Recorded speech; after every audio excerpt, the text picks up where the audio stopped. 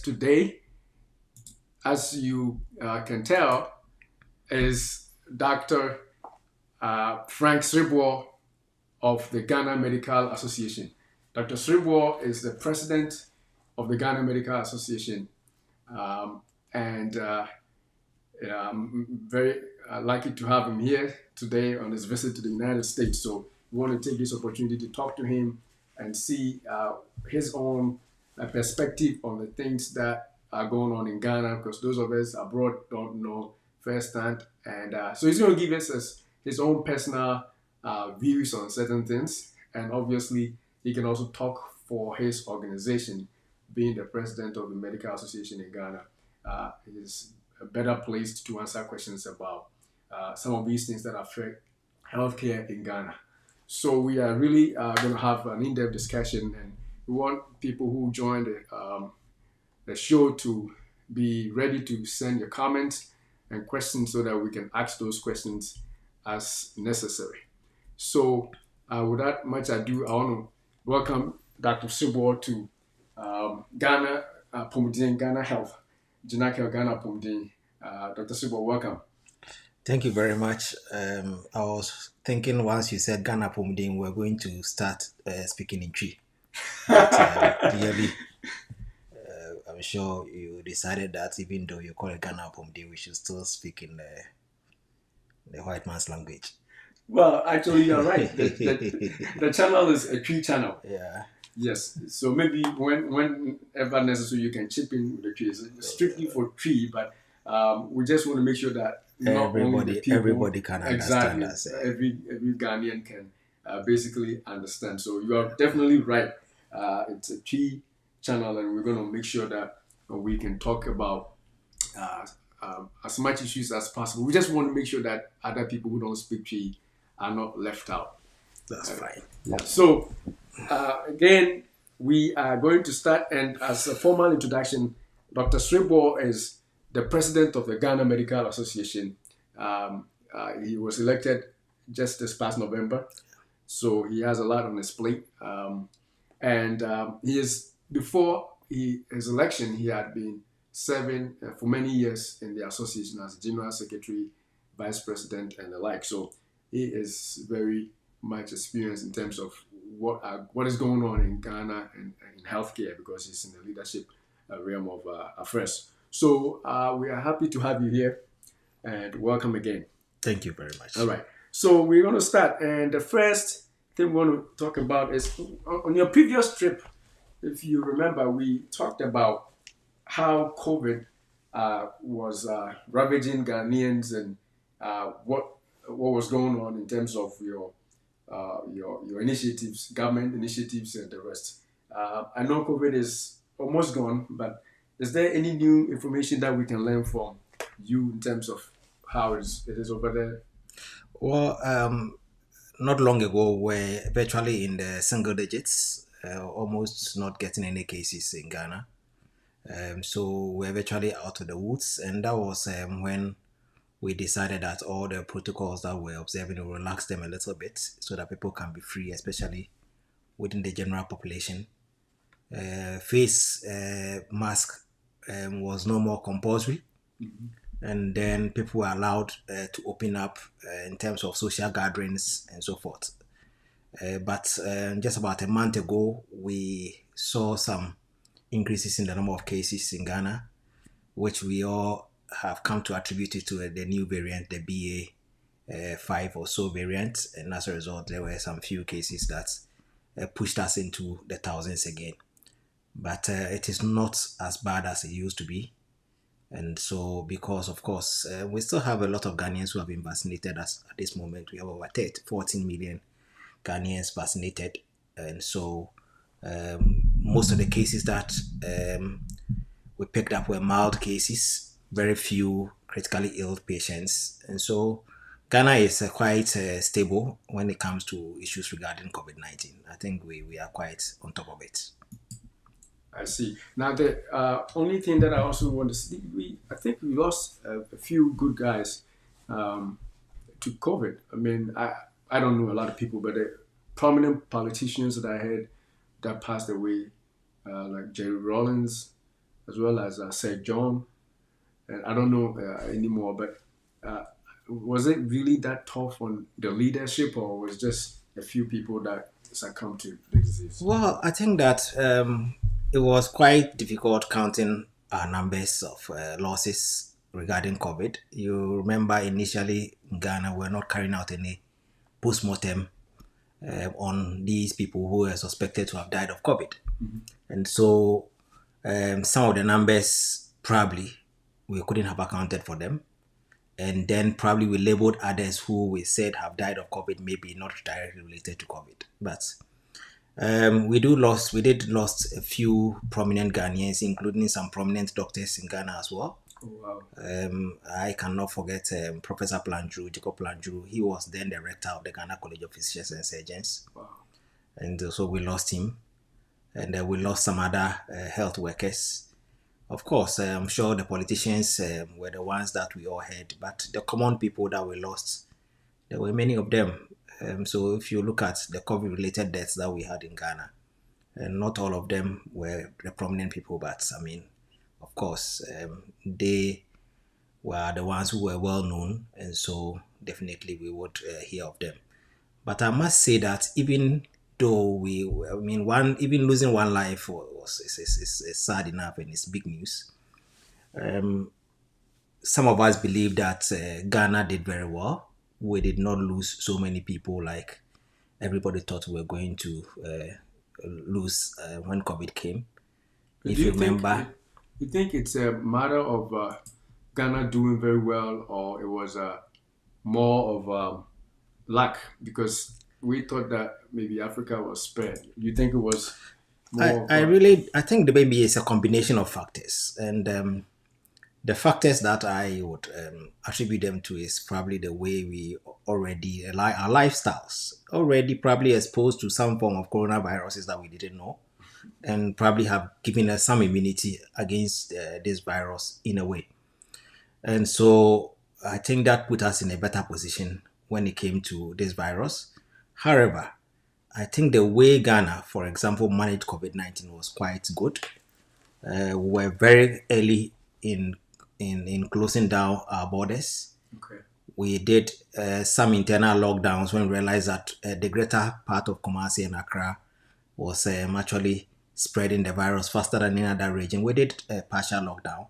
So those areas were locked down. We instituted the testing at our ports, which ensured that even if you are coming in and you still have a negative PCR test, you still have to undergo some kind of testing in the airports. And if you test positive, you are sent to some place for you to be able to quarantine. And I think that it raised a lot of controversial issues, especially for people traveling from outside and they come in and they have tested and they get there and they are told that they are positive, and so they have to spend their days in some places and so forth. The controversy was so much. I had a lot of complaints, people sending me videos of the kind of hardships they were going through, and that they thought that the authorities were not doing what is right and so forth. But those are some of the measures that Ghana took, and then we were one of the few countries to quickly accept the vaccine as well and start immunizing our population through the COVAX arrangements. And so Ghana did very well, even though I think that other factors may have played a role in ensuring that we didn't have so many cases. But I also believe that the institutions or the measures that we put in place, i.e. the IPC mechanisms, and you couldn't have entered in any hospital without being screened first. So you were screened, you were asked questions, and if there is any suspicion that you have the virus, quickly samples are taken and you are isolated until the results come. And so it was quite something that we did that also helped us to be in a better position regarding the spread of the virus. And if you go into Ghana, all security men became more or less health workers because they were pointing these thermometers or temperature guns at you, just trying to check your temperature. And you needed to wash your hands or sanitize your hands before you can even enter these places. And it was mandatory that everybody put on face masks before he can enter into some of these public places, including banks and other public institutions. And so it became an issue of the fact that we also put in a lot of measures to ensure that at least the virus does not spread within the country. Fair enough. I think you're right. I don't think lack alone would do that job. So definitely I accept that. And especially being a doctor, I'm pretty sure nobody will tell you that and you accept it. Precisely. So there are lots of multiple factors that Yes. I believe made us survive the virus better. Good. Now, but that being said, though, we can move on without me coming to the issue of the airport and testing. The airport and testing was, I think it was a money raking venture for some people. I'm not sure if, I think on the previous interview I brought it up, but the audio wasn't that bad. So if that good, so if you want to know more, how could a private entity be allowed to handle such a massive project for a country which is not, you know, so diversified in terms of healthcare? Most of healthcare is still under government control. Um, I don't even think it's the government is controlling less than 80%. I don't know if you have the numbers, but definitely most of healthcare is in government hands. So for an issue as big as COVID testing, where money as much as $100 a piece was being charged to people who came through the airports, why would such a project go to the hands of a private man? I heard that it wasn't the government. Am I right? And is that Yeah, you're absolutely right. I think that we are all baffled. Frontiers was the company that was more or less charged to take charge of this COVID-19 testing in Ghana. And really, if you ask me why they were actually the ones who were chosen, I really don't understand the thinking that went behind that kind of decision. But the point is that I agree with you absolutely that we should have had a public institution handling it, especially so when COVID came, the only laboratories that were in Ghana that had the capacity to test was actually initial stages was Noguchi and later KCCR in Kumasi. And so, if for nothing at all, these were institutions that were tried and tested, and we could right? have easily used them at the ports. And if we had used them, I believe that the revenue that had been generated or was going to be generated at the ports could have gone to some of these institutions, could have helped in research and other things that at least the government needed. But interestingly, it was given to a private institution that, as of today, if you ask me, I don't understand the thinking behind that. And I believe that personally, I don't think it should have been the decision that the government should have taken.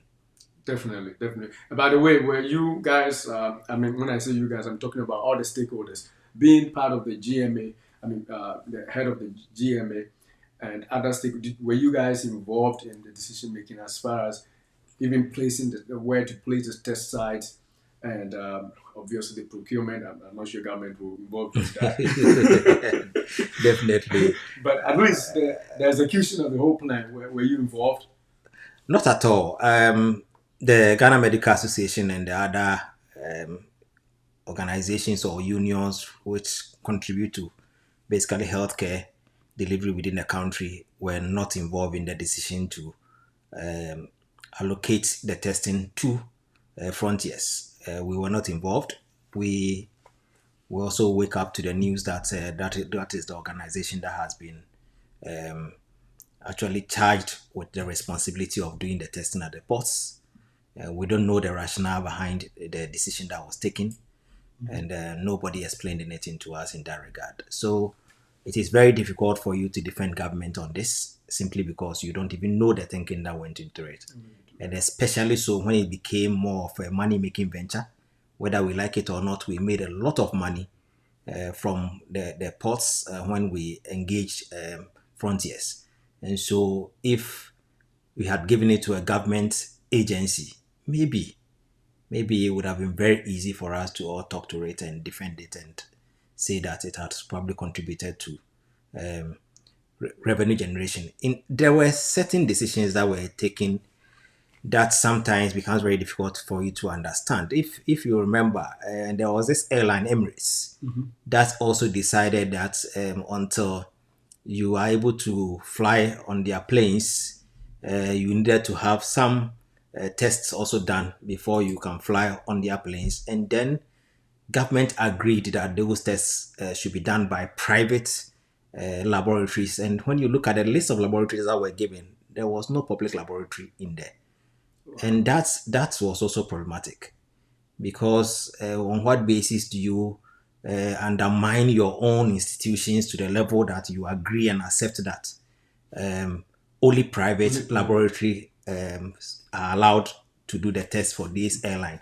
For me, I am not saying that they should exclude the private facilities. What I think should have happened was that within the list should have been the public facilities as well. Mm-hmm. So that individuals who choose to go to these public facilities to have the test done can also go there and have the test done. And that can also become a revenue generation point for these public laboratories. But for an interesting reason, based on some few accusations here and there that people were churning out false results, and you just accept it and you lie down and you don't fight it. Because as for false results, even private labs Yes, they could do can it. also churn out false results. And they So can the even most do it important thing is more. that you investigate allegations, find out those who are wrong.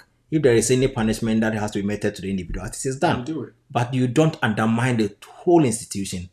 And then when other outbreaks come, you still want to rely on these institutions to be the first ones to test and find out whether really that is what we are dealing with. Recently, with this monkey pox outbreak, Mm-hmm. these are the very institutions that we have run back to. Samples are being taken and sent to Noguchi and KCCR because they are our major reference labs in Ghana.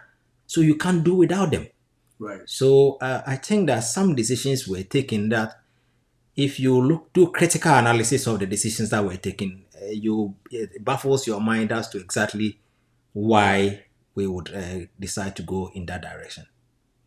Do you think they are thinking more of sort of cushioning the private sector more to be able to do some of these things? That's why they are letting go of stuff I precisely. don't think so. You can still involve them.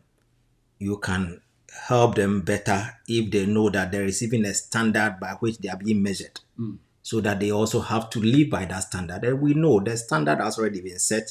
The bar is very high by even these public institutions that we are talking about. And you agree with me that in Ghana, um, government plays a key role when it comes to health sector. In fact, Exactly. the government sector controls almost 80% of the healthcare delivery. Mhm. And if you look at the government sector vis-a-vis the privates, and even those that are in between, like the Christian Health Association of Ghana and so forth, they are in linkage with government to provide this healthcare to the people. And so you cannot really do without government institutions when it comes to healthcare delivery within the country. And so they should have, and I think that I still maintain that it was not right for us to allow the airline to decide that only private laboratory results should be accepted. The government should have said no. Yes, definitely. They should have stepped in.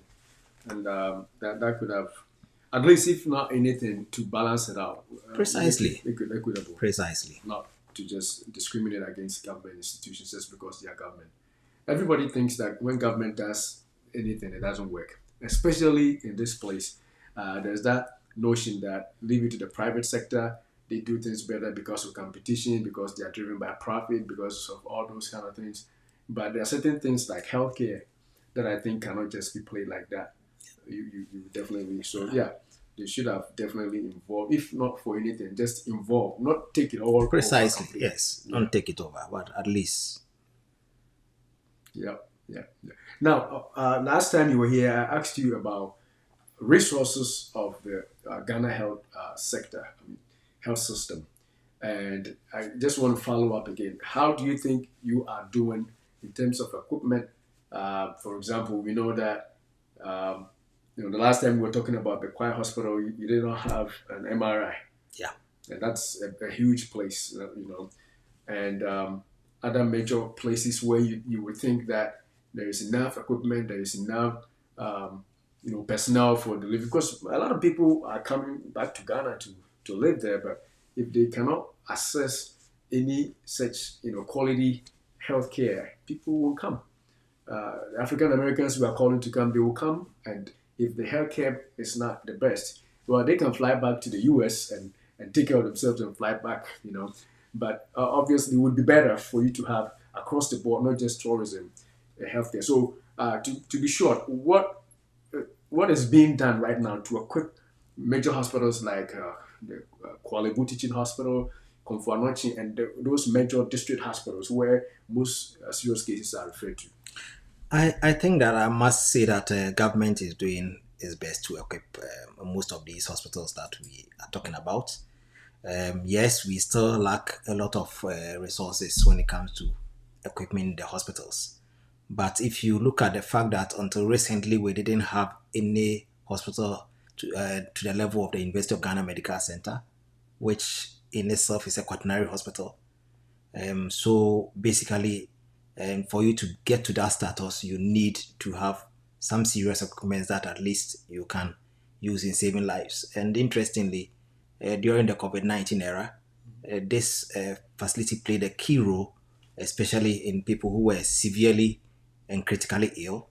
And so it is an area that government is doing its best, but we still lag behind because if we talk about University of Ghana Medical Center, it sits in Accra.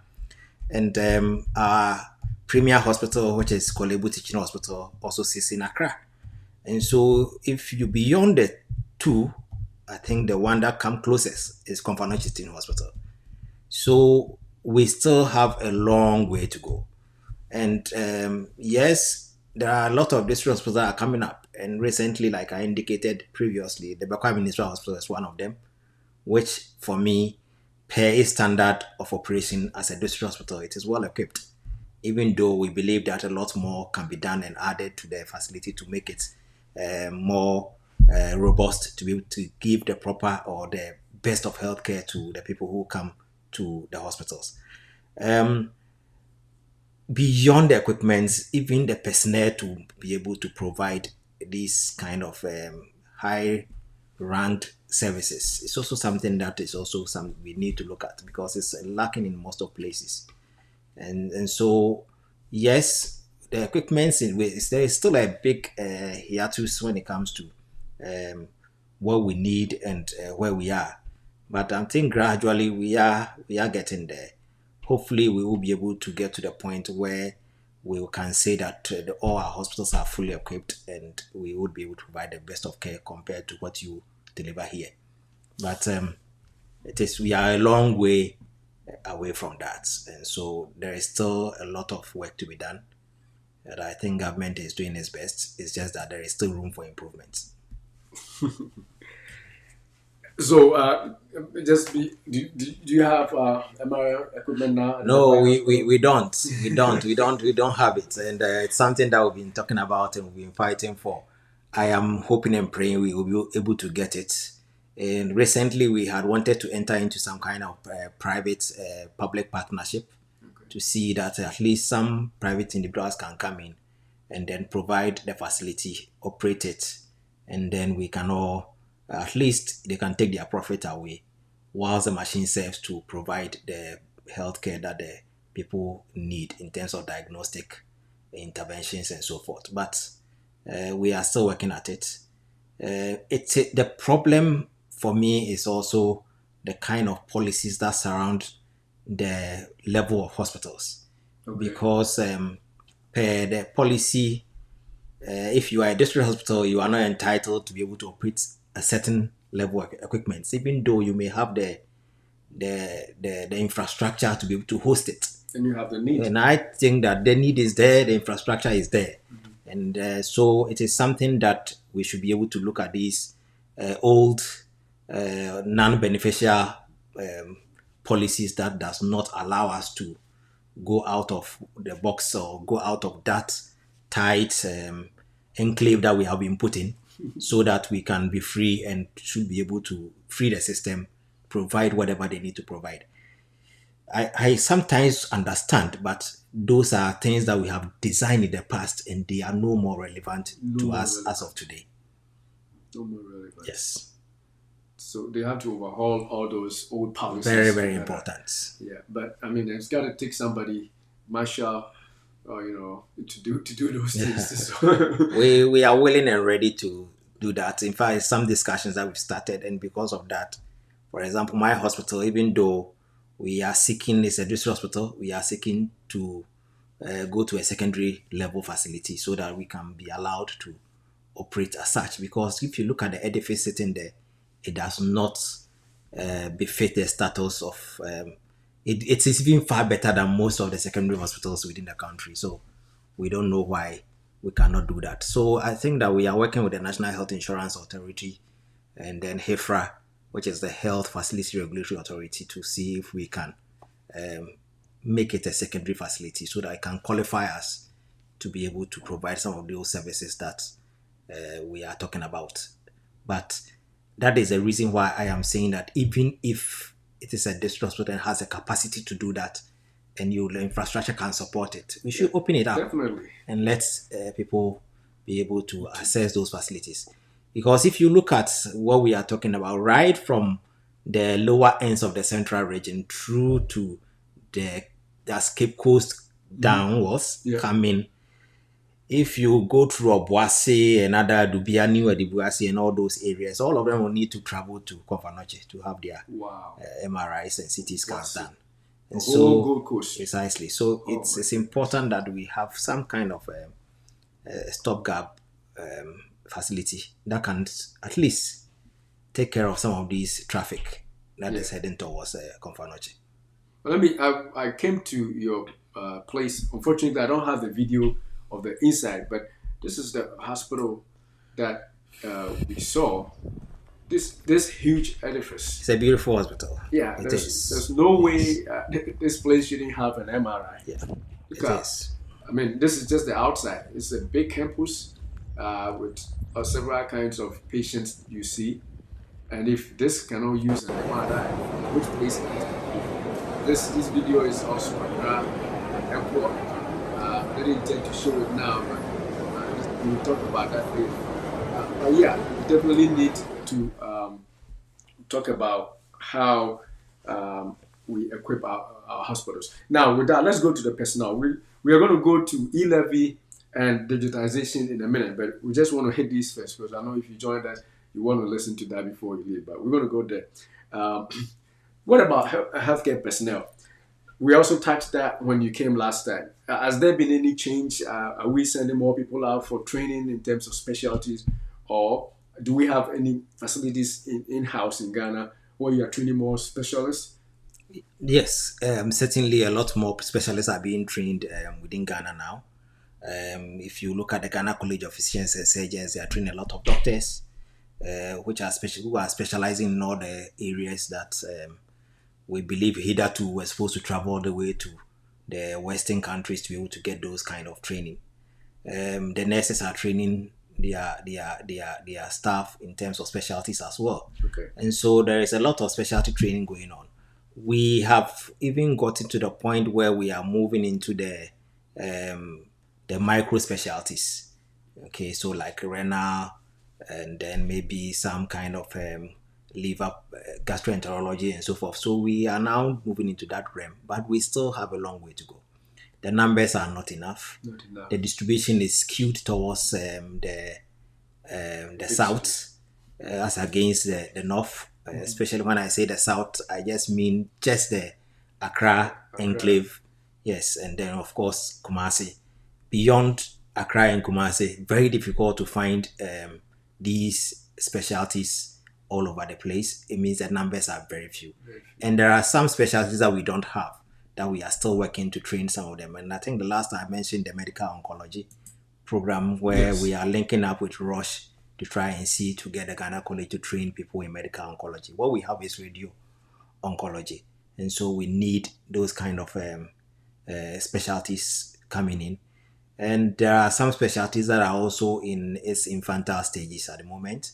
And so we need to get a lot more people to go in there and to be able to train. In fact, one of the specialties that we basically don't have is geriatrics. People who attend to these people who are old. And so it is these internal medicine specialists who are still attending to geriatric cases. And so there is also a big gap in terms of adolescent healthcare because sometimes the pediatricians are unable to treat them because they are not more children, and the adult physicians also find it difficult how to also take care of them because they are technically also not adults and they hang in between. Lost And in the it is system. something, it's one area that we also would need to look at and to see how we can take care of that critical population. And because of that, most of them don't like even coming to the hospitals because when they come, they don't fit in. They are neither pediatric nor No adults. adults. And so, how do we manage them? So it's big market out there where we need to actually find ways and means of taking care of those class of people within the country. Definitely. I I don't know, but from my experience from before, it sounds like uh, the, um, the rate at which we are birthing specialists in Ghana is so slow. It That is. that is It it's is. been a It is. It consistent. is. It is slow. Yeah. It is slow, and it is also because of the fact that um, the way our training is structured in Ghana, you don't enter into a specialty straight away from medical school, for example. You have to work for a period before you write an exams and enter into a specialty. And so if you look at the fact that people have to finish 2 years of house job, work for some additional 2, 3 years before they can enter into a specialty program, you lose some of them. And then some don't even develop the interest to go back Anymore. and specialize. And then some become frustrated and others find routes to actually leave the country as well. So I think we need to look at the whole structure The whole structure. and we should be able to identify the interests of people very early. Hmm. And then once they finish, quickly we push them into those areas and then also begin to introduce even these specialties to them while they are in the medical school and not just the traditional specialties that we know in Ghana, but the other areas that people don't want to go, like geriatrics that we talked about, like adolescent medicine that we talked about, and then these small specialties that people are not too much it's not open to them whilst they are in the medical. We need to open their eyes to it. In fact, laboratory medicine is one area that until recently a lot of doctors were not even thinking of laboratory medicine. So it's some areas that we need to still push people into so that people can know that look, these are available. This is how I can go in, and these are the avenues for me to be able to go in. And then right from medical school, maybe a year or two, they should start. Should start. Yes, so that they can all come up quickly and then we can train more. And then so that at least every part of the country that you go to, you would have an access to at least a specialist depending on what is happening to you. Now, do you support, or do you?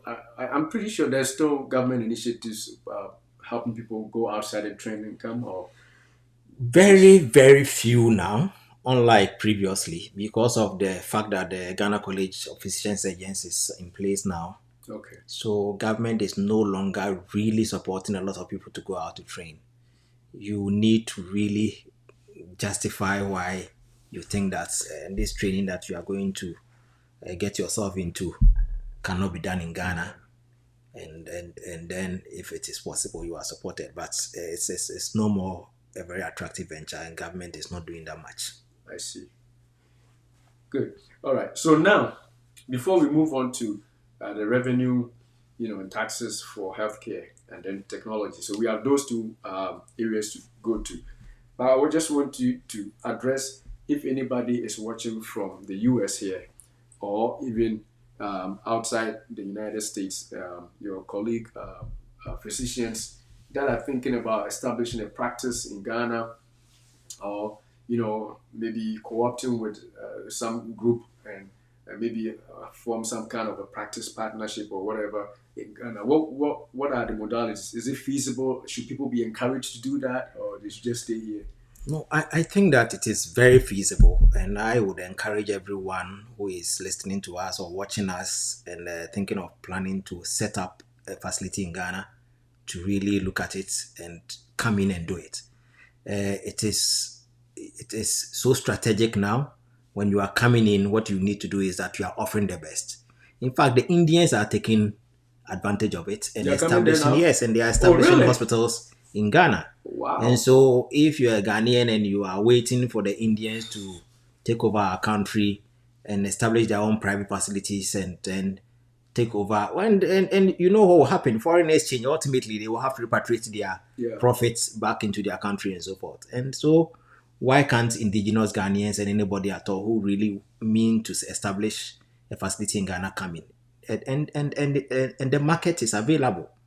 And like as I indicated to you, you can even focus on some particular specialties Mhm. that you can deliver. And so once you come in with a proper strategic planning, you should be able to establish and perform very well within the country. So I would encourage everyone who is watching us to actually take advantage of how our healthcare system is like and come in and establish. And it is going to be beneficial ultimately because when you come, definitely you would employ Ghanaians. And once you employ Ghanaians and then you generate income, definitely you would also be able to make sure that you meet. And so it is important that people come. There's They should another come. specialty in healthcare here that I don't see in Ghana. I mean, you brought about geriatrics. Yeah. There's it's a huge market. A lot of women here, some of whom don't even have medical degrees in terms of healthcare degrees or stuff like that, come here as immigrants, and they are employed in the healthcare sector because they work in facilities that take care of the elderly. You know, or nursing home Yeah. facilities. Specialty nurses. I know nurses in Ghana Yeah. are always complaining. Is that something that we can also come in and do? And then after that, I'll follow up with another question I since you think a have. few people have come in Mhm. and established something similar to what you are talking about in terms of home care. Okay. And the market is gradually picking up. If you look at our kind of societal norms, because of the fact that we do have this extended family system where each and everyone is responsible for the other, Mhm. it was initially not very popular because for every home there will be somebody who will take care of the aged or somebody who cannot um, is disabled in a way and so forth. But gradually, Ghana is also moving away from the extended family system into the nuclear family systems, and now you do have homes that indeed you don't have anybody taking care of the aged there, and sometimes they need to even go and bring somebody in Mhm. just to stay with them and take care of them. And so it is becoming a good market, and people have started taking advantage of it. And if you establish it and you are strategic enough, you should be able to make ends meet. Indeed, people are now picking up prescriptions for individuals who cannot pick them. So once you have a prescription, there is a company that is very happy to go and pick your prescriptions and ensure that they bring it to your home Wow. once Is there you pharmacies it's a doing that? and so Wow.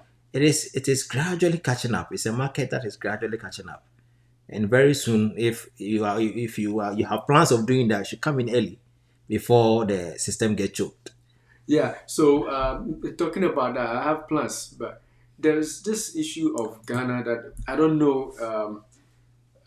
You may not be in the right position to answer because you're not in government. But if you want to set up business, maybe we can add this in so that other viewers who have similar experience will also see that you want to access business. It takes forever. It takes forever. I tried to register a pharmacy, and it took over a year before the registration went through. So just imagine, Yeah, yeah. and your money is taken, and you have to wait and wait and wait and wait.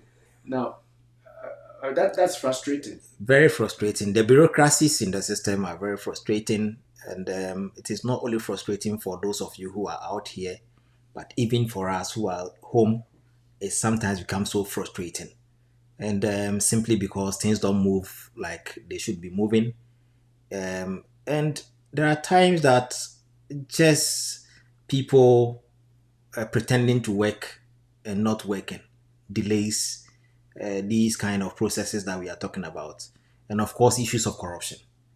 And You're so incorrect. sometimes people want you to grease their palms Before they do before they what they move have to on do. to the next level and Oh so forth. gosh.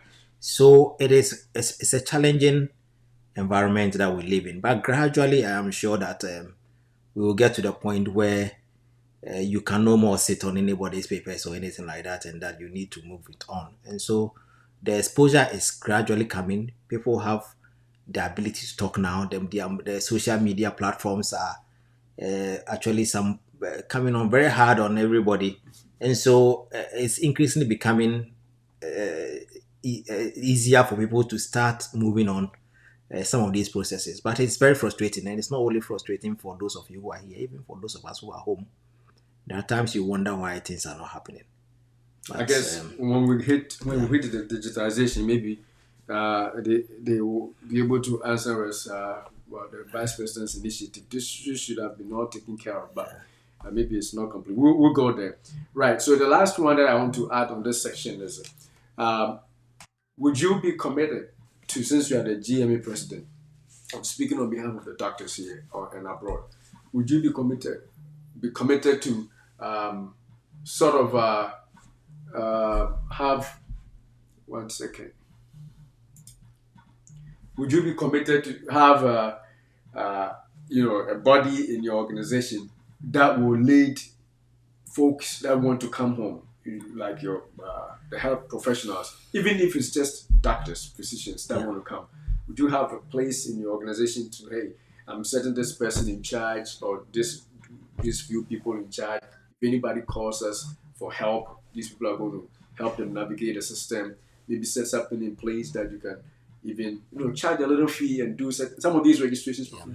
Would you be? I think that is a very good idea that you've just brought up. It's not something that we've really thought about in terms of setting up a desk to assist individuals who are planning to do some of these things back home. Even though we do have some kind of association with the Ghana Physicians and Surgeons Foundation here in North America, but we haven't gotten to that point where we say we are setting up a desk to see to some of these needs. And so I think it's a good idea. I'll put it down. When I go back home, I will discuss with my executives and see if it is feasible that we do that, so that at least we can also contribute to make life a little bit easier Easier for those who for want to those who come. want to come back. Definitely. Because I'm pretty sure there's a lot of people who have practiced for so many years and they want to come home and they know nobody, or even Yeah. if they know somebody, everybody wants to chop their money. But if the GMA group is, have a, So I think we a could do create committee, some kind of yeah, mix for just a them. I committee think of, even if, it will be yeah, great. just charge It a will be little bit great. and they know you're Yeah, going to follow through for them with yeah, registration and, how to guide a person to take the boards. yeah, Those little things. I think it will yeah. help a lot of It's people. it's a very good idea that you brought up. We would look at it and see how we can implement it. All right. Now let's move on to e-levy. I'm pretty sure a lot of people want to know why we included e-levy, and I would also call taxation in the healthcare, how it affects healthcare. Now, in your opinion, I've seen a lot of videos about the system, the e-levy system, where people are bashing the government, and others are also, doing otherwise, bashing the people who are against e-levy, and basically it's a tax, right? But why do we need e-levy right now? And if we need it, if we don't need it, why not? I want to see what you see about that, and maybe I'll push back when I know your. I have a dual position on this, and Okay. my position on e-levy is that we do probably needed to expand the tax net. Okay. And in expanding the tax net, I mean that so that we can capture every single individual who is in Ghana who is at least making some revenue, Mhm. so that we can all pay taxes to contribute to the development of the country. So e-levy in itself was one means of trying to expand the tax net, but in so doing, it basically captured everybody. So whether you are a tax-paying individual or not, you are still recruited into the same tax system, which for me is a direct tax. And so I have my position is that we should have develop an innovative way to ensure that at least some people are exempted in a way because they're already contributing income taxes. And Okay. then it will rather encourage others who are not contributing income tax to either look away the two and see which one is beneficial. And if they know that if they contribute income tax, they will be exempted from this e-levy that is happening, they may be amenable to contributing income tax. Otherwise, then they stay in the lane of the e-levy. The other aspect was the percentage. If you look at the percentage that was put on e-levy without any capping, the only destiny is that in a day you are able to send 100 Ghana cedi. And so if you send 100 Ghana cedi in a day, beyond 100 Ghana cedis, you are supposed to pay the e-levy. And remember, when people make the argument that that amounts to 3,000 Ghana cedis in a month, the question is, do you have to send every single day 100 Ghana? So you don't do that every day. So, and it's not like if you do 300 today and for the whole month you don't do again. You have done less than 3,000, but the 300 you will still be taxed because it's more than 100 cedis per day. So one, the rate at which it was being charged for a lot of Ghanaians was quite high, 1.5% of whatever transaction you make. And two, it does not exempt anybody who is already paying taxes. And so whether you are paying taxes or not, and this is a direct tax, whether you like it or not, you still have to pay even if you have paid taxes. And it's unlike a consumption tax that you say you have consumed something and as a result there are taxes on it already, which all of us are still paying. So even when we talk about non-payment of taxes, it is actually technically not right because everybody does some consumption. And once you do the consumption, you are taxed there. Maybe the difference is that when you are in the formal sector, before your wages are paid to you, the taxes are already taken. And so you pay that tax and again pay the consumption taxes as well on petroleum and other products. But that is where most of us do have a challenge with the e-levy. If it's especially, I'm sure you wanted us to discuss this issue of um, using technology to ensure that we are able to do some of these things. And that is the reason why people have been asked to link their Ghana card, for example, to their phone numbers, link Ghana card to their account numbers, link Ghana card to their payroll systems. So at the end of the day, it means that even your phone number identifies you, and we know how much income you are getting every time you every at the end of every month. And so really there is a system in place that we can exploit to ensure that we exempt those who are paying taxes as against making it a flat rate. And that is the reason why people are avoiding it. And so government is unable to get as much revenue as they envisaged they were going to make. And from the last analysis, I think they are getting 10% of what they thought they were going to make at the end of the quarter. Wow. So Just 10%. yes, and so it's a problem. Yeah, that's definitely not helpful. 10% is nothing. 10% is definitely nothing. Precisely. Yeah. But the issue is, uh, I think that my pushback is that um, you don't think it is because government doesn't have enough revenue at the end of the day from all the taxes that it gets. Government is doing. We still need You money know, for the free sometimes it is SHS. quite interesting that anytime we are discussing issues of taxes, you are unable to forget what the vice president said when he was in opposition, and that was the fact that there is no way you can tax people into prosperity, and that once you tax and tax and tax, the cycle of poverty continues. And so, what has happened to that economic analysis that was made? So it means that we cannot simply tax ourselves out of poverty. We can't. We need to move from taxation to productivity, just as he has said. And so, how do we get there? This is where the government in itself should find a way to ensure that we are productive. And so, it is not an issue of taxes. Taxes are good. There is no way any country can develop without taxing people and people paying the right taxes. But you can also not tax people into a point where at the end of the day, and like we are talking, e-levy is a direct tax. If you are not careful, once money can circulate and before you realize everything is gone and may not have done any work and government would have collected everything. So the question is, do we still want to go through down that road where everything is just about taxes, what happens to productivity? What happens to making sure that we reduce the level at which we import certain simple products from abroad so that at least our economy can grow? So it's crucial that we really think outside the box. Otherwise, it will come to a point in time that what we'll be doing is that we will tax everybody and then we'll pay nothing to everybody. But it doesn't work like that.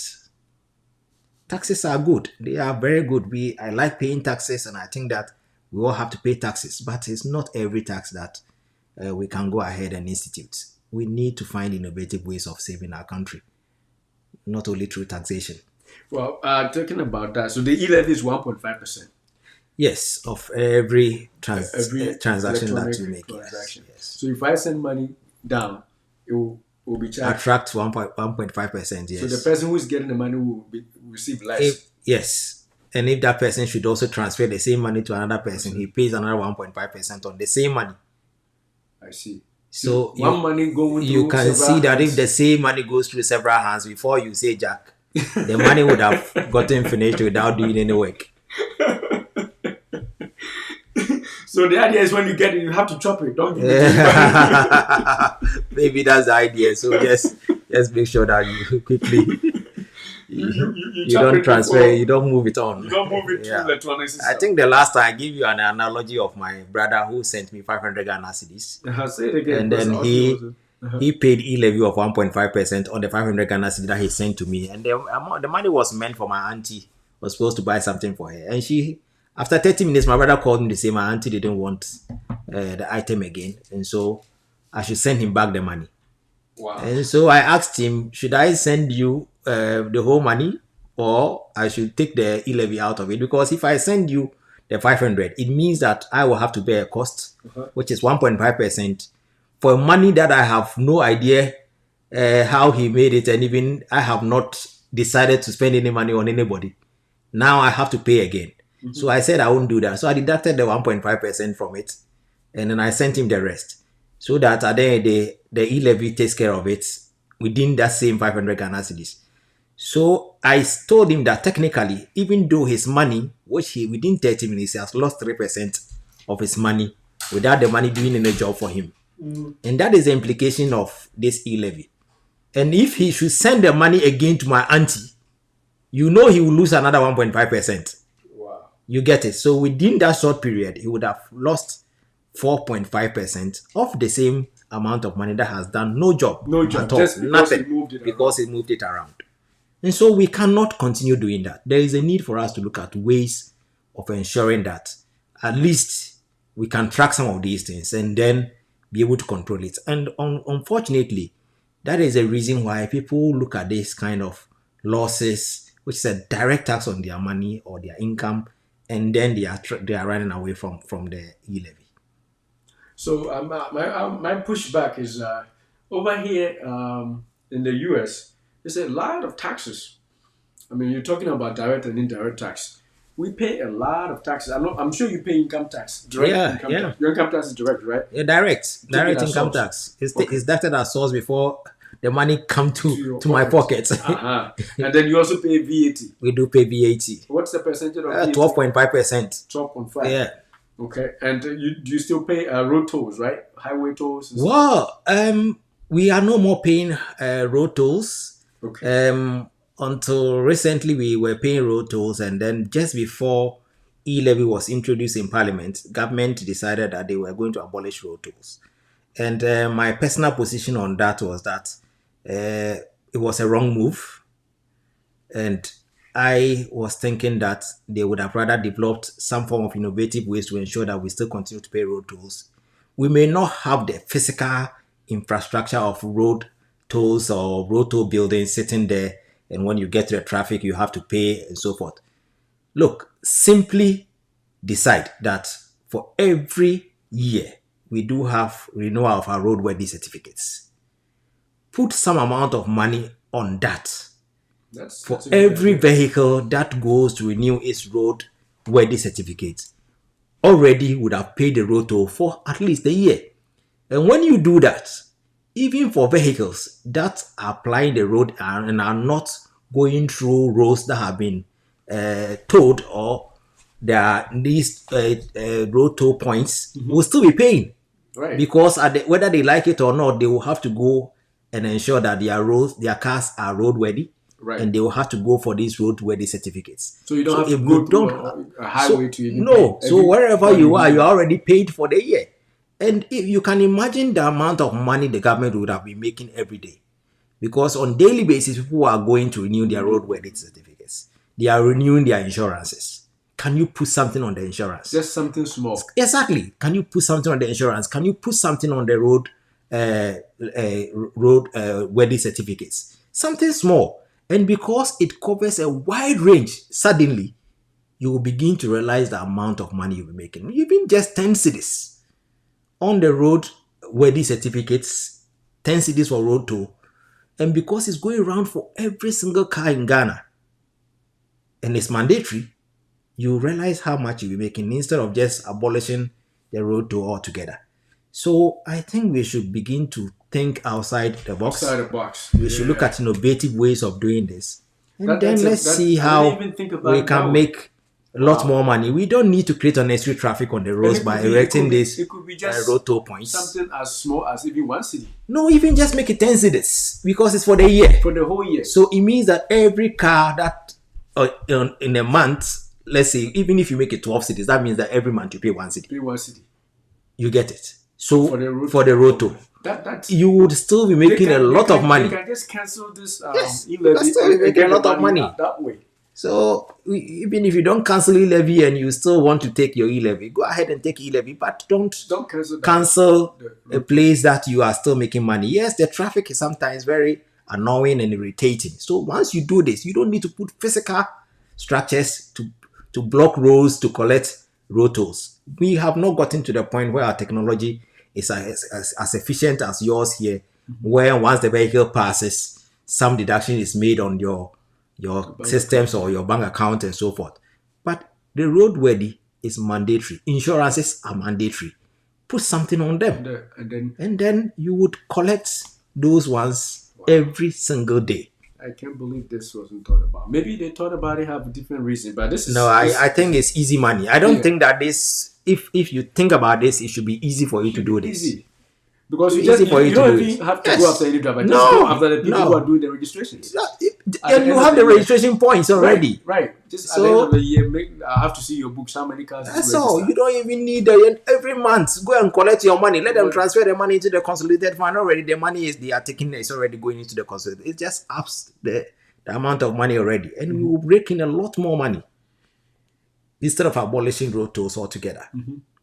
And all that they could do, like here, some of the taxes we pay, if especially for say car registration renewal. Yeah. Okay. If you go register your car, they will put a tax on there for the environment. You know, so nobody tells you to pay for any environmental thing. But once you go there and you register, even if it's $5, it is there. You have to register until you pay. Yes, and we can even decide this environmental tax you are talking about. We can make it one-off. And this can be done when people are going to register new vehicles. Right. And in Ghana, especially at the beginning of the year, people queue up to register vehicles. And so you will make money from there. Just environmental tax, just once for everybody. That is it. And if you want, you make it such that even the cars that are already in existence can also pay. They have to pay the thing something. About Ghana taxes, so they'll make it so high. Everybody wants to and that is a problem. So just something small. Something small that people will not even feel it. But they won't see it. Will pay, and then you get it. And that is where we should be heading towards. Wow. And of course, like the environmental tax, these people who are servicing cars are polluting the soil with oils, and so it makes a lot of sense. You can find your environmental agency or something like that. Even we need the environmental taxes more than you do. Oh, yeah. You look at how our cars are smoking all over the place.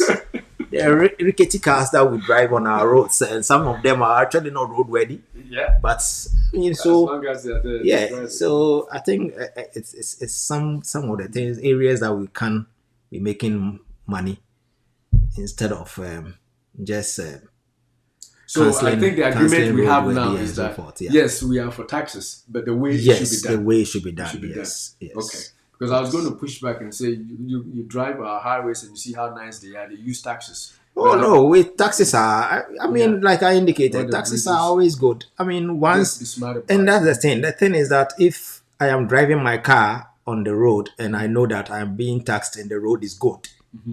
at least it saves me a lot of money Mm-hmm. in terms of maintenance, in terms of Exactly. replacement of parts and so forth. Exactly. But if you are taking the taxes away from me and I'm still driving on roads that are terrible, and I still have to have so much money to be able to maintain my vehicle and buy car parts every now and then, it becomes a disincentive. Right. So I don't know which one comes first. Is the chicken and egg situation? But what we are discussing now, if we go like that, I believe that if we go down that road, we should be able to make some money to ensure that at least some of these roads, people are comfortable on them. Right. So the taxes issue, it's a deeply held thing in people's heart. People don't want to pay taxes. They just want to, just live and but at least we have agreement that taxes are good. The governments have to be smart about them and obviously make them useful. If people see what their Yeah, money is doing, yeah, they will be happy to. they'll be happy to pay them. Yeah, and that comes And to of course, like we indicated, there are rates at which those the taxes. Yes, rates. it's important that Yes, little drops of you said the water, VAT is like twelve point yeah, something little percent. drops of water makes a That's so mighty much. ocean. You see, Yeah, so we need to look at all those things. so much. 12.5% Yeah, for value added tax, essentially sales tax, right? yeah, Wow, that's a lot, And obviously, when you do it like this, people find ways to dodge, precisely. But if it is so small that it's basically insignificant, a person like, oh, why do I go through the hell to dodge a So tax, which is say more 5%, people 6%? Here, when will be our sales willing to tax was pay. 6%, this state, Yeah, and when things got hard and the government tried to bring it to 8, people were very angry. yeah, And I think they stuck it at 6.5 or something, even with the harsh economic times. 6. And it's been there for a while. And you drive here, I mean, we go around and you see how beautiful the place is. Same taxes they use. Of course, there's income taxes too, but the majority of income tax goes to the federal government, and yet the state is doing good. So definitely, those in government should take a cue from this and make sure we enjoy the benefits of our taxes, and also not just that, but make it smaller so it won't hurt so much. Thank you, Doc, for yeah. that. Thank I you. know you're a doctor, but you have some economics in there Yeah, well, then, I think it's too. the experience of living within the times. All right. So let's move on to our next section: digitization and technology, and how it affects healthcare in Ghana. We know from our previous discussion, the sense of talking about e-levy and taxes, that if the government gets more money, hopefully there will be enough to pump into the health sector.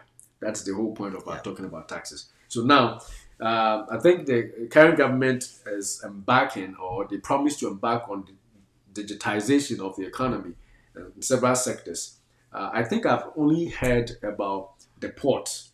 Is there any other ones that have been digitized? Oh yeah. We are currently in a system where we are driving towards a paperless system in our health systems in Ghana, Okay. which essentially means that now we are no more going to use those folders, the paper folders, Okay. and a lot of facilities have moved away from paper Already? to yes Oh to wow. electronic. And what it does is that it does so there are so many advantages So when many. you do those things. If you remember, I'm sure you do, because even though you've been here for some time, you do come home. You go to the hospital and somebody is going to look for your card. It takes And if you go forever. to the cards room, you will see the number of folders Yes. that are packed out there. And you wonder how even this individual is going to be able to fish out And find yours. and find yours. And at a point in time, some of these papers outgrow the rooms in Yeah. which they are, and then some are kept outside. The rains beat them, records are lost, the winds carry some of them away, and so it is Some quite papers. a laborious process that we're using. But now with the paperless system, it's so easy. Once you have your card number, that is all you need. And immediately you go to the hospital and your number is queued in.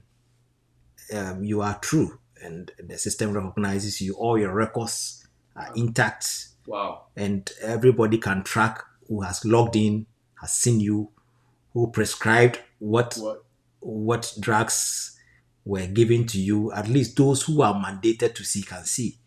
Even there are levels of what they call Security. security that comes in, so that of course data, because of issues of data protection and so forth, so that at least the patient's privacy and confidentiality issues are protected. So a lot of hospitals have gone through the paperless system now, and that is a drive that the Ghana Health Service and indeed the government is pursuing at the moment. If you come to my hospital, we are paperless. So, Wow. and that is, and it has huge advantages regarding even revenue generation, because once you are keyed into the system, everybody can track where you go, how much you pay, and so that the accounts office can be able to track at least the revenue. And so, in terms of papers being ripped off and clients not paying the appropriate fees, and nobody was able to track and see where the money went and so forth. The trail is now visible electronically, and you can follow it, and you know where it ends Where it and went. where it actually stopped. So I think it's the way we are going, and there are a lot of hospitals that are catching on to these electronic platforms at the moment. Um, So would you say that all the major ones like Kolebu, yes, Confanochi, Confanoche, they are all, currently all of them are electronic? paper electronic. The only challenge we do have is that sometimes the system, like becomes a little bit slow, Yeah. and then there are times you go in there System and the is down. systems are down, and you are unable to attend to patients on time, and the delays in attending to. But gradually, I'm sure we'll perfect it. And then, of course, even in terms of the user friendly nature of the systems that we have, those of us who are not technologically inclined tend to spend a lot more time trying to see one patient at a go. But it's a process that gradually I am thinking that if we perfect it, it's going to be of immense benefit to all of us within the health sector. And it's something that I think the Ghana Health Service and the government has done very well. And That's hopefully, we should be able to perfect it to the point where it becomes so easy for you to use. And I am looking at the issues of it beyond going to the hospital physically, and then expanding the system to take care of some of these issues of telemedicine, because definitely. I was it's going to go come into that. to stay. And as I'm here, there are times that pictures are taken of patients and sent to me through these electronic platforms like WhatsApps and so forth, and I have to advise on what should be done. And so if our systems are able to get to the point where we are able to uh, upload information from home. Patients are able to upload information even from home onto our systems, and doctors are assigned to see them and see if they need to come into the hospital, or is something that they can be Manage at home. seen electronically, and then prescriptions are given, and they can go to the pharmacies that are nearer to them to go and pick up their prescriptions. And then when there's a need for them to come to the hospital, they do come. And then even the payment systems that probably if we want them to pay something for that kind of service, how they go about it and so forth. And That's that is definitely possible. the That's the system that I future. believe we should be heading towards. And if we are able to do that, it would, one, decongest the hospitals. Definitely. So because people will realize that it's They not don't need to. every issue that they need to walk into the hospital to come and see a doctor or not. And Sorry. definitely. So the system, the potential of this system is huge, and so I think that Do you we have are that doing system quite in well. your own hospital yet? No, currently No. patients are unable to log in from home. They can't do that. They can't upload anything onto our system. No, I'm talking about even the electronic Oh system. yes, we do Okay. have it. And the good thing is that even X-rays and other things can be I loaded. uploaded onto the system for the doctor to look at. And once he Oh, log on, that's impressive. laboratory results are loaded. The doctor sits in the consult room and can access the laboratory results and so forth. So it's purely a paperless system. Oh, Yeah. I love it. That's definitely the way to go. Yeah. And once you are able to link the pharmacies, like over here, patients don't even need to go to the doctors for prescriptions anymore. All the pharmacies are in their databases. So, or which pharmacy do you want to go to? I'll send your prescriptions. Then, bum, they send it. By the time you Precisely. get there, the prescription is Yeah, it's ready. there. It's If ready. there's an issue, we have a way of communicating back to them through the system.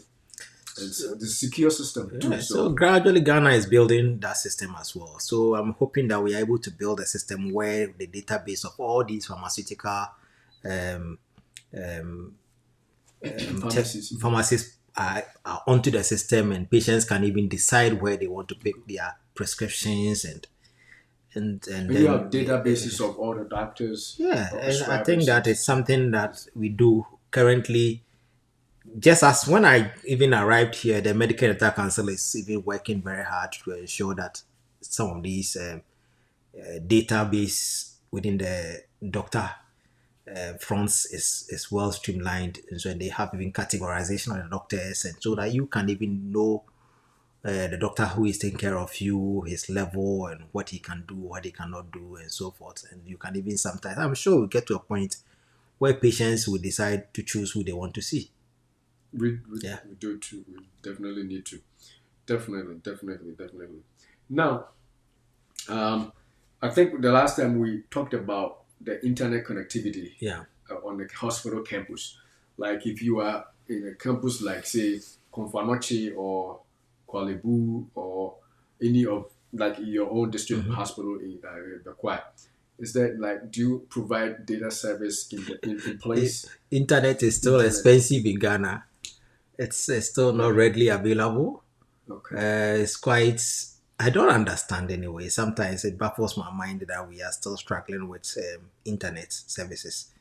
And so when you come to my hospital, you are not going to get internet services. The system that is linked is such that you have to hook onto our computers to be able to do some of these things that we are doing. And within it is within the framework Okay. of patient care. You can't access any information on the internet based on. So internet is still very limited. It's still expensive. Data cost is very high in Ghana, and so we are still. I should say we are still at the elementary stages when it comes to internet services in public places. And so it's something that we should be driving at. I was hoping that the Ministry of Communication could set up some of these infrastructure in these public institutions, i.e., the hospitals and even the secondary schools.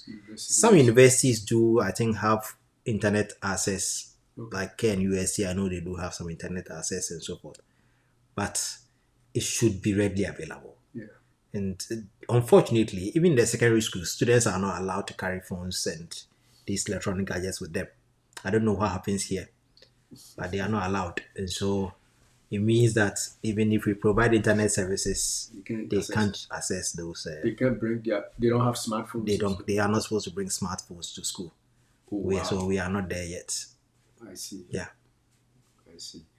Well, the life here is so much on technology that it would be so hard to not have a smartphone. I am So hoping, and I'm yeah, sure with time yeah, we will begin to maybe become a little bit liberal. yeah. And I think that it's because we probably don't have the technology to probably block certain sites where students will not be able to access information or access data from, so that those sites become more or less limited. So you know within which confines you can use your internet Hmm. and maybe open to only educational materials and so forth. And once we are able to do that, hopefully, I'm sure we'll probably begin to allow the students to use those smartphones and other technological items so that they can learn with it. Because in actual fact, now the biggest textbook Hmm. on the planet is Hmm. actually the internet. The information is readily available. Yes, There is definitely, basically nothing that you can't find on the internet. definitely. You get it. And these days people are fixing their own items because they easily switch onto YouTube. They watch one or two videos and they can go and do whatever they want to do. Hmm. And so I am hoping that within the shortest possible time, they would be able to do that. Because when our children come from school and they are home and they need to do their homeworks, and sometimes all you need to do is give them back their phones, and they use the phones and go onto the internet and do their own research, and then Figure if things out. configure things out, and they do their homework, and the father, you are free, because it's not everything that we even remember. I'm sure we still struggle with their work because our brains, we think, interestingly, when you begin to think of these big things, you forget the things that you learned whilst you were in school. I was thinking when you grow, you should be more smarter, but it appears that when you grow, you become more dumb. You become wiser, not No, no, no, smarter. you're not smarter at all. Right. Yeah, so definitely internet connectivity in public places, something that governments can look into. Yeah, It got to start it from doesn't somewhere. exist It at has to all. start from It the doesn't government. exist. Yeah. I mean, if the whole city of Kumasi has an internet service, a few providers that just boost it in the air for people to receive, fine. If not, the cell phone companies should be able to provide.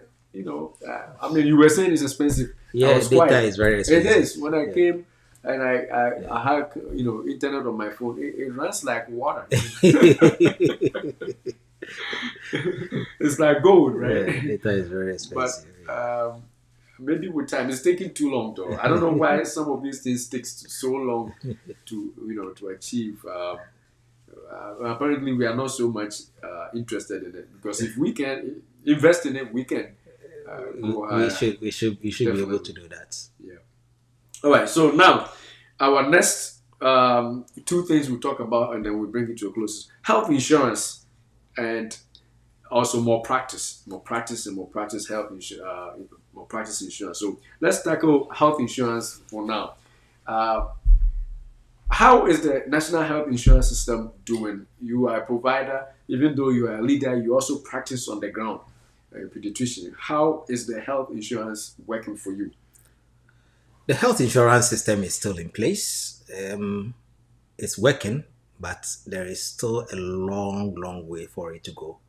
Because of the way it started, we were hoping that by now we should have been able to correct all the teething problems, and we should have perfected the system such that it will be of immense benefit to individuals who are hooked onto the National Health Insurance Scheme in Ghana.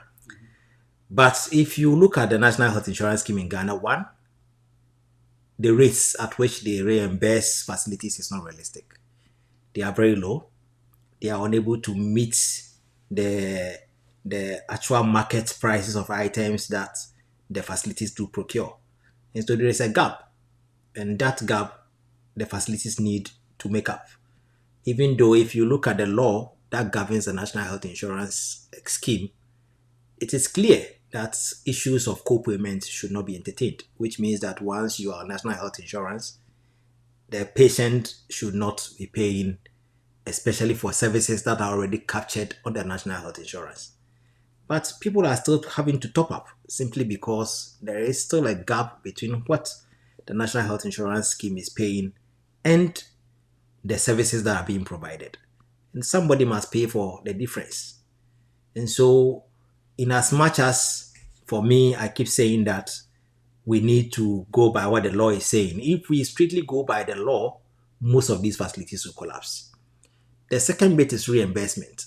As we speak, I think that I just heard today that I think November has been paid, but even November has not hit the accounts. So it means that we still technically, October last year is what has been paid to the facilities that have offered services to health insurance scheme holders. And that means that for the whole year in 2022, all the services that have been provided by hospitals and other facilities that operate national health insurance have not been reimbursed. And if you look at the rate at which our inflation is running, can you imagine the depreciation of whatever monies that the facilities were supposed to have received had suffered? The depreciation is huge because as we speak, inflation is almost 30% in Ghana. Wow. And so, Almost yes, 30%. almost 30%. And so, if you are looking at an inflationary rate of almost 30%, and you have provided a service that you should have been paid 3-4 months ago, and you have not received that money, if you receive it, you cannot use the same Same money to amount. go to the market to buy drugs, to buy non-drug consumables, and even pay your non your casual workers and all those non-IGF workers, pay the IGF workers. So clearly, there is a lot of losses that the facilities are suffering, and so really, and that makes it very difficult a national health insurance scheme to function as it should have been functioning. And so it is available, it is working, but it is defective. Effective. Yes. Wow. Now, would you advocate for a co-paying system? Because if people are going to be eventually charged, why don't we make it like 80-20? Like, I, why should the government I just think we want should to be do bold. everything I 100% think we and should be then we bold struggle? like a lot of things that we are unable to say that we have to do. We should be bold to be able to say that look, this is how much the National Health Insurance Scheme is contributing. This is how much as a patient you should contribute to your own healthcare. After all, we're initially operating a cash and carry system. It was full And payment that is full responsibility payment before. responsibility. And Yeah. we've gotten to the point where somebody should be able to be bold enough to say that, look, I think that there is a need for us to look at this thing holistically. Maybe government or the National Health Insurance. And remember, even this is not money that the government is technically paying. Because look, as part of this VAT thing that we're talking about, there is a levy, which is the National Health Insurance levy that every single Ghanaian, when you consume, you pay. You pay. That money, first and foremost, government should be able to fence that money. Because that money should not go into the consolidated fund for government to be able to have access to. Access to it. It should be purely fenced such that we are able to actually account for it and know precisely how much it is contributing in terms of providing healthcare for the populace. If we do that, that is the only way we will be able to have a proper analysis to say, look, looking at how much is being raked in and looking at how much is being spent, we think that people should begin to look at this system of co-payment because the money we are getting can only take care of maybe 60%. But you see, it is difficult now because once the money goes direct into the consolidated fund and it becomes an issue of government would have used it for something else. And so effectively, accountability in terms of how much we've been able to make doesn't exist. And this is for both NDC. All of them, yes. That's what they've been doing, both MPP, NDC. And when I say government, I'm not even limiting myself to one party or whichever government. But I mean, currently is the MPP which is in power. So when we speak for them. And I think that this is something that they should be doing. They should fence it. And has been the position of the Ghana Medical Association for a very long time that amount of money that is being derived from the National Health Insurance levy should not go into government coffers. Let us see the money that this is, and it will become easy for all stakeholders to even sit and analyze it and give ideas going forward as to how to make it sustainable. Do we need to increase it, the levy? Do we need to make sure that people who can pay are made to pay, whereas others who cannot pay are supported in a way? But it is all shrouded in some form of occultic secrecy because at the end of the day, nobody knows how much we are making with the National Health Insurance levy. And so very difficult for you to make concrete review and changes. Exactly. So say that, look, let's do this, let's not do this, let's not do that. So I think that transparency in regarding these kind of transactions is very important that we need to do. And I don't understand why we cannot do that. And that is the same with this free SHS that Ghana we are operating at the moment. Because I keep telling people that, look, I was paying the school fees of my children before they went to secondary school. And I know that I was paying hugely when my boy was in the private school before he moved to the secondary school. And he gets to the secondary school. And you are telling me that it's free SHS. I should not pay anything. And then he goes in there, and then regardless of that, even you have to be doing classes, you have to do this and so forth, ultimately paying. So why is it that can't we say that, look, you, if you want to enjoy free SHS, declare your income. Mm-hmm. Let us see the work that you are doing, how much you are earning, and let's assess that and see. And based on that, you will see people will have to declare their taxes as well. Because if you declare your income, Yeah, you have to declare your taxes as well. And we will see whether you qualify for free SHS or not. If you don't qualify based on your income and all, you are free to for your child to enjoy whatever. And for those of us in the formal sector, it is so easy for government to know that this is how much we are getting. But the point is, and even those in the informal sector, if the government starts to do that, they will say that they are picking on you. They are not picking on because anybody. The informal sector is way bigger. They are not picking on anybody. So those in the informal sector would also have to prove that they are unable to pay.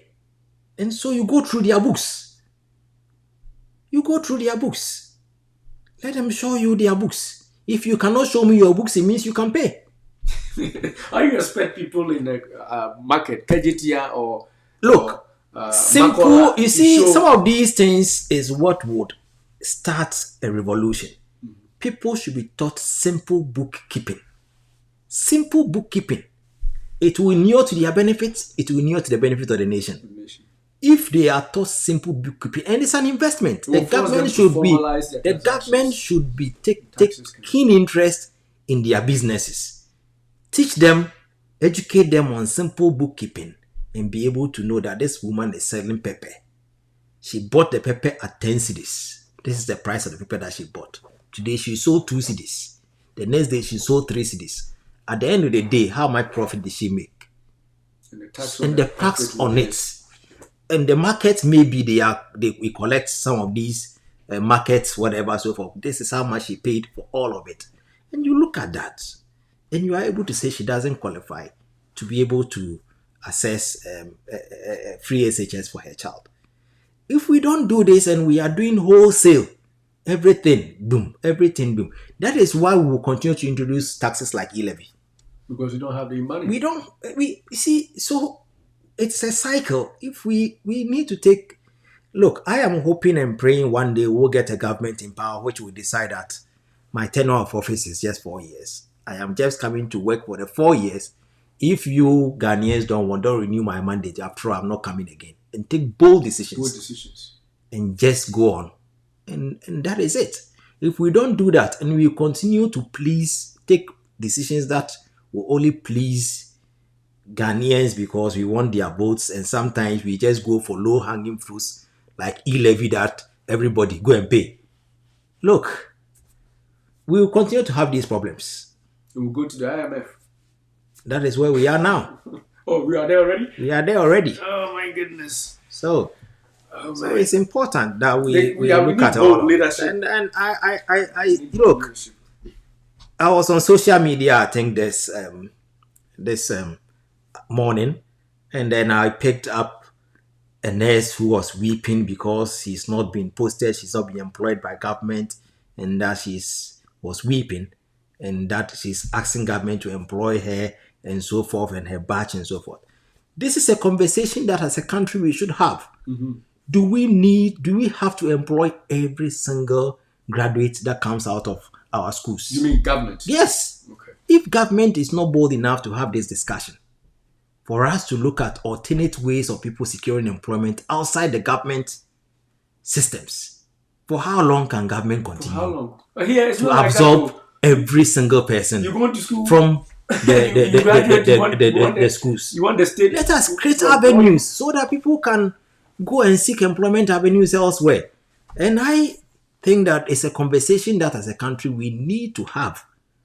We need to sit and we need to look at all the pros and cons of all of this, mm-hmm. and come out with a policy that transcends governments and not just, let's say, MPP, but NDC, MPP, CPP, whichever party that may come, should have to follow that because that is a national project. It's a national. Yes. So in that case, if we don't do this, some of these decisions, like you're saying, it's very good.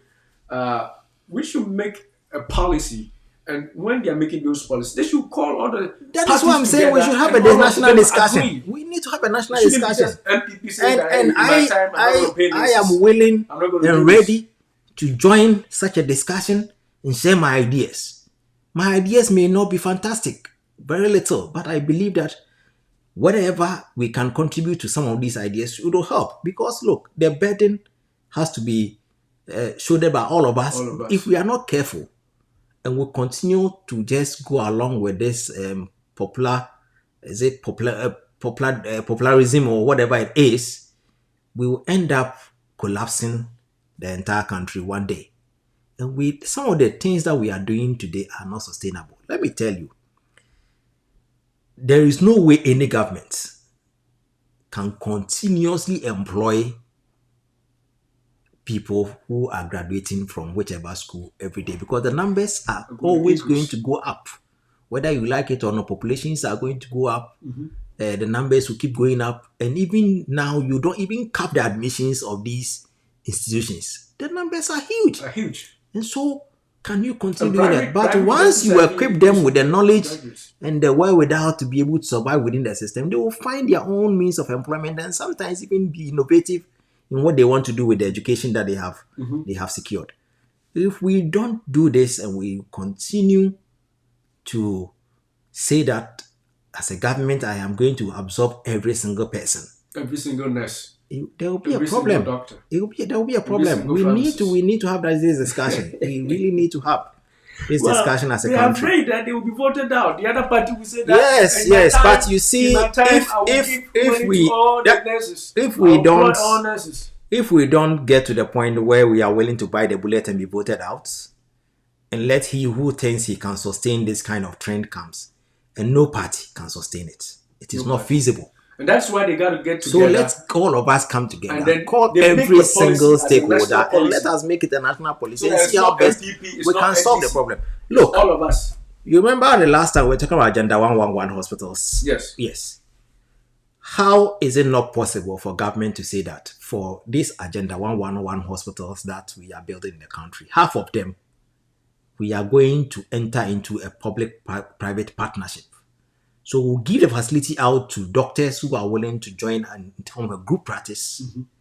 These doctors should recruit their nurses, or even, let's say, if you don't want to make it monotonous, doctors and nurses come together as a group. As a group, form a group. Form a group, come here, give me a business proposal which is acceptable, and then I'll hand over the facility to you. Operate it, employ your own staff, pay them, and you yourself, you go off government payroll. Right. Immediately you get into that. There is no way you are going to have one foot here, one foot on the other side. You go off the government payroll, you concentrate on this facility, work within this facility, provide the healthcare for my people, and then at the end of the day, use the money you are generating to pay for your facility, pay for your people, and then even the facility cost is without interest. Payback over a certain period. If after the end of the period you finish paying back every single person, the facility becomes yours permanently. No, but And so, something like this. why can't we do that? It doesn't have government shouldn't have to do this. The doctors and nurses can also form their own groups, get a bank loan, get a facility, and do business. But you see, bank loans in Ghana at this moment, their interest rates are too high. 30%. It's too high. There is no way you can sustain it. If you go as a group and you go into with this banking loans to come and go and do this, indeed you would have to have the courage of a lion to still be able to go in there with these high interest rates and still be successful. So government takes that burden of these groups of people. You know what they would have done?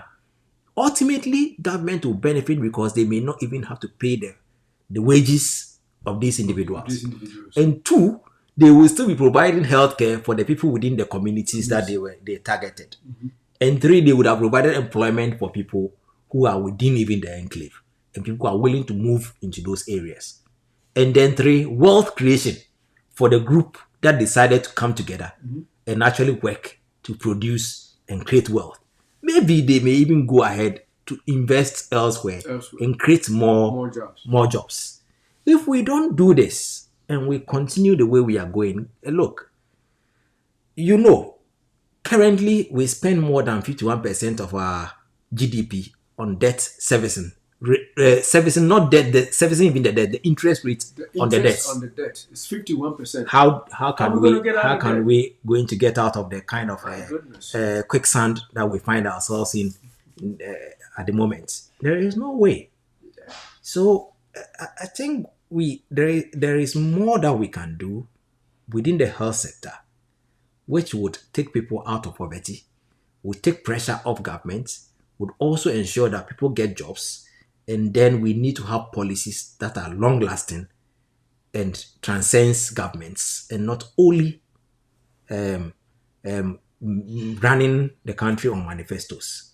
I mean, we will never succeed Yeah, with what we are doing. I don't know if it is well, like you're saying. I think the approach is the way we should go about it is to form national policies where all the parties, especially the political parties, because they are the ones that drive those Yeah, policies. yes, If yes, they yes. come together and agree, We NDC, need to buy, MPP, all of them need to buy yes, into it. And then yes, once they we have to buy sit into down. it, then we would be able Exactly. to, yeah. Sit down and make those policies together. Like, hey, this is how we're going to get ourselves off paying all these graduates that we employ. Let's do this. They agree together, and it doesn't become a political slogan for one Yeah, person saying, yeah, that, I hey, agree. I agree absolutely. they have to come together Because sometimes I think as a people, we should look at the whole country holistically holistically. and see where we want to move to. We may have different ways of reaching the same destination, but we should have a common goal. Come on, go. And if we don't have that common goal in mind, then we will be running different races without actually having any goal in mind. But there should be a common destiny that we are all looking at. Right. And then this administration will do this. This Yeah, person it comes doesn't and matter. reverses Once it. we know the goal, we know that you are supposed to head towards that Exactly. goal. You can go zigzag, you can go wherever, but that is the That's direction physical. you should be heading towards. You It can't will pass the take- ball backwards. It would take, like you say, bold leaders, people who are selfless, people who don't think about their own political aspirations ahead of the national Yeah, I mean, but well-being. that is what makes it almost virtually impossible with some of the things that we are talking about, because it becomes very difficult to really get. Even sometimes when you have a leader who wants to do that, the people following him Would will not want you to not do want that. to do that. And so, but I think that gradually we should begin to inculcate that kind of principles in the minds of our students, our children. Let them grow, and let's look at our educational system to see how best we can tweak it to ensure that people benefit from whatever we are doing. Look, I don't really understand why, for example, a student who has done, or somebody who has done mechanical engineering within the university should take his car to the mechanic in Swami magazine. You are getting my point. You see the way doctors are trained. We are trained on the job, because after doing some theory and whatever, the next step is that you move. You are doing the practical plus the theory on live human beings. Right. You are seeing everything physically. You are touching. You are observing. You are involved in the care of the patient. So you do it physically. You have a feel of it. You do the same procedures you are taught. You do the procedures, and so when you finish, and the human being is given to you to take care of, you are comfortable taking care of the human being Because you've done it. because you've done it during your training. Right. The same principle, for example, should be able to be used for people who are doing mechanical engineering, whatever. Take them to the magazines. Beyond the theory, let them be there with these artisans and let them also get their hands dirty. Yeah. So that after school, if the man is not getting a job, he can go and set up his own mechanic shop and run it. But in Ghana, all the education is office. It's like, even if it's And practical, run it. it's like everybody's And run it. being trained The as practical should be more. Yeah. And run it. And that is the reason why our architects are getting jobs, because look, before you pass out, they are able to, when they draw, they also go to the site for where the buildings are being put up, and they put their measurements on the ground. They know exactly what they want and so forth and so forth. So after school, they don't need any government to come and employ them. So we should be looking at some of these things, and also issues of business ideas, regardless of the course that you are reading. Yeah, we should inculcate that. We should inculcate in training. business planning and business administration Just into a your few training. mandatory courses. Yes, Everybody should- so that when you are done, you can take a decision. I don't want to work for government. Even when government is looking for you, you say, I'm not coming. I have better ideas as to how I want to run my life. and It's succeed. it's a whole culture and mentality though. It's going to take a while. I mean, our generation, maybe we understand it, but there's that sense of, "Marcus, I'm done with school. I Government, don't what's a know. government? If me, Sometimes what's a I government?" when you speak to people when they are not in government, they talk like I am talking right now. That's what they do. They talk like these same ideas. They will share They it. They have will it, but say once they get in even there, sometimes they will even say better better things than ideas. we are even discussing now. And yet, when they get in there, I don't know what happens. All those fantastic ideas vanishes into thin air. And so maybe there is some bug out there that buys people and change When they get in power. their way of thinking. Maybe we have to look for that bug. Well, it's quite It's serious. serious, yeah. Yeah, Because I mean, I'm talking about what you're saying. There's some smart people in government right now. You you know, are right. very smart people. I remember before the election, some of them came here in Connecticut, and we went there. Some, I mean, people who are really intelligent, and yet you see things are going the same way, So the the question is why? same way. So they got people who are there has they have to look back and look within I and think see so. if they I think actually we need to look back. We need to play introspection. back some of the things that we talked about. We need to Yeah, listen to ourselves again, yeah. and we need to make we should make some kind of analysis of Of, ourselves and our past, and then be yeah. able to and to take this country forward. I mean, it's a huge problem. All right, all right, all right, all right, all right. So we are going to go in the last section, and in the last section, um, the question is about more More practice, practice. more practice, more practice. I have heard several stories about some doctors making serious mistakes, some of them leading to death, and yet facing no consequences in Ghana. The care there, I don't know whether it's lack of continuous education or lack of, because of lack of attention to detail. I cannot point to anyone, but some of these stories I've heard from my own family and from people who are close. And you hear some of them and you are, wow, these people really did this. And you see, there's nothing done to them. As a GMA president, what do you think should be done? I know you're don't speak for your group, Yes, yes. but you understand I what I'm mean, I saying. understand what you are It, saying, it and is it is I it think is that obvious out there. it's something that we all see every now and then. We hear of them, and there are some of them that indeed there are cases for people to answer, because if you look at the fact that there are so many complaints that indeed shouldn't have been the case. But more practice in Ghana now is something that is coming to the fore. People are now becoming more enlightened, and I can tell you that people are taking up some kind of action against some of these more practices that happen within the country. And so people are not going scot free. And I know, and I can tell you in authority that the Medical and Dental Council, for example, is actively pursuing doctors who are engaged in malpractices. Some of them are getting their licenses suspended. Others are even getting to the point where they are virtually suspended from practicing again altogether. And so the sanctions are being administered.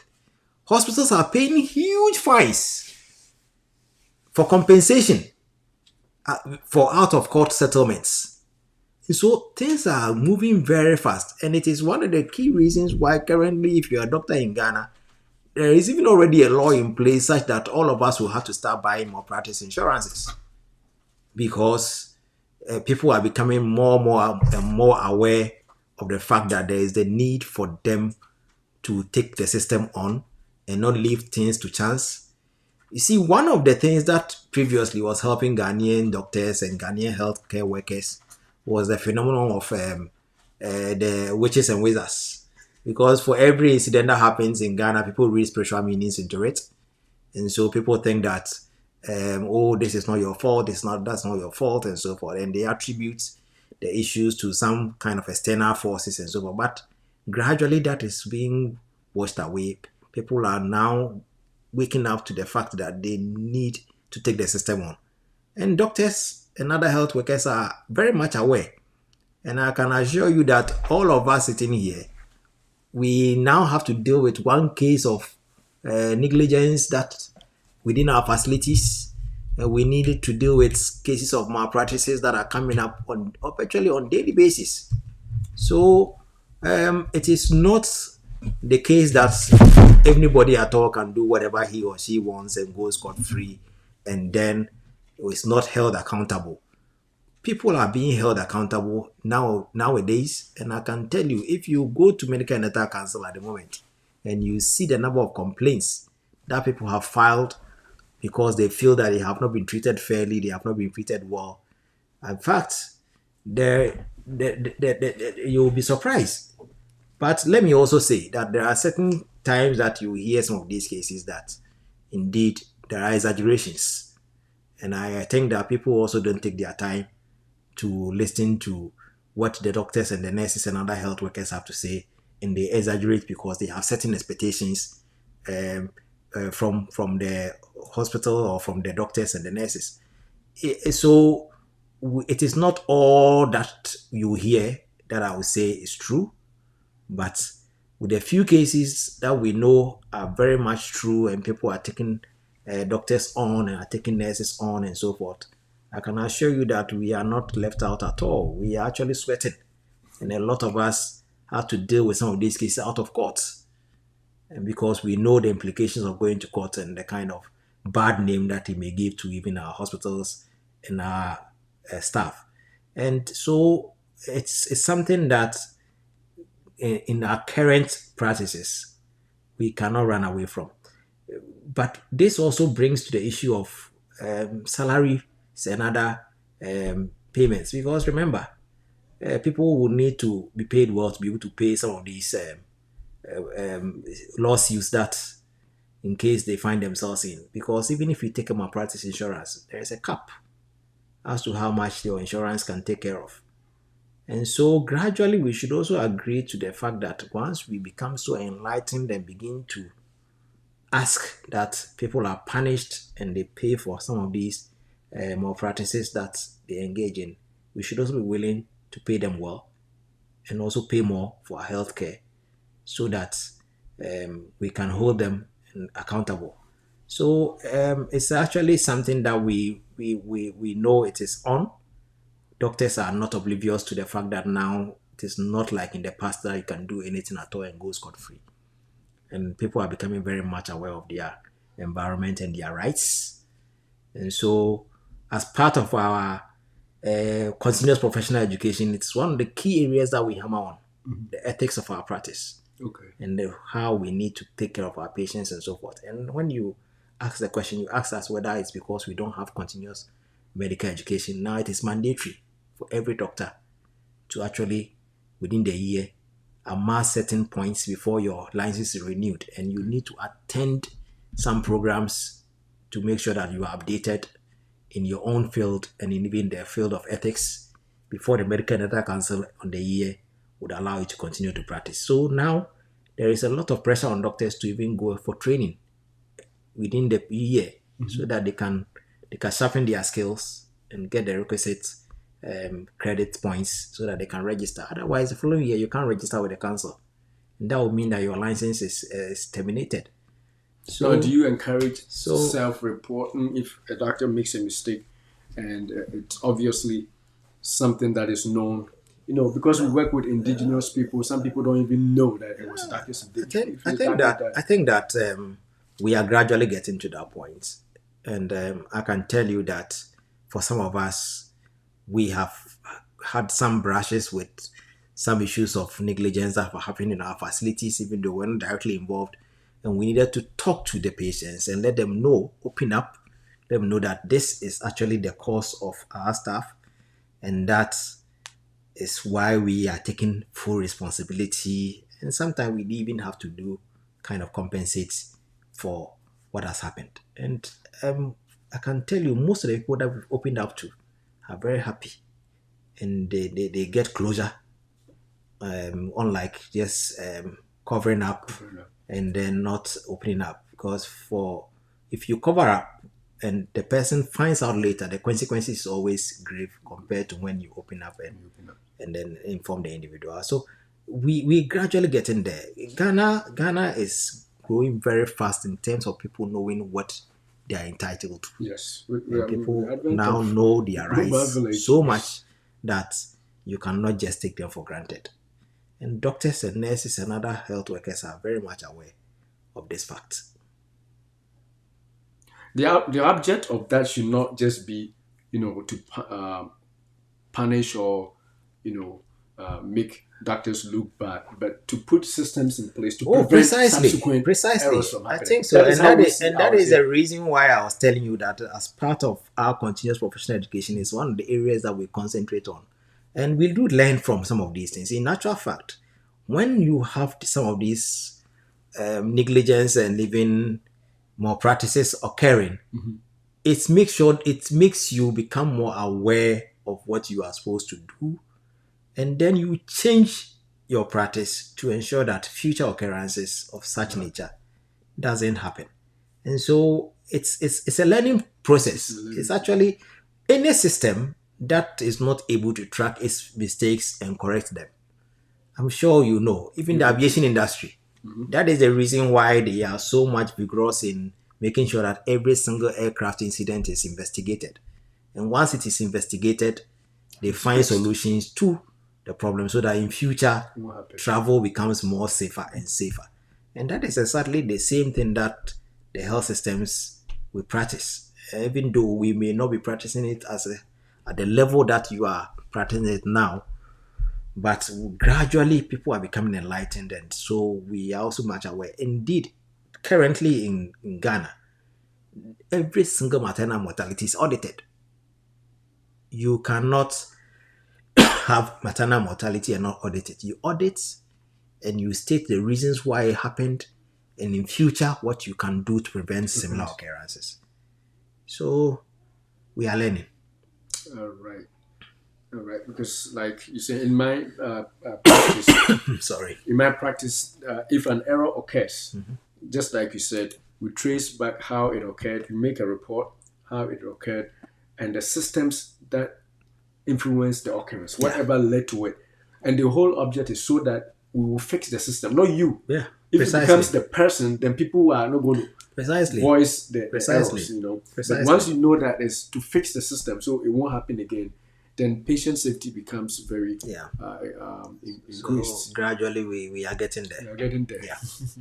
All right. I hope with you in charge now at the GMA, you can also hammer it into them in your conferences Yes, about how important, because we hear stories. It is one of the things that bad as Ghana Medical Association, for example, we have decided under my tenure to rather switch the spotlight onto ourselves.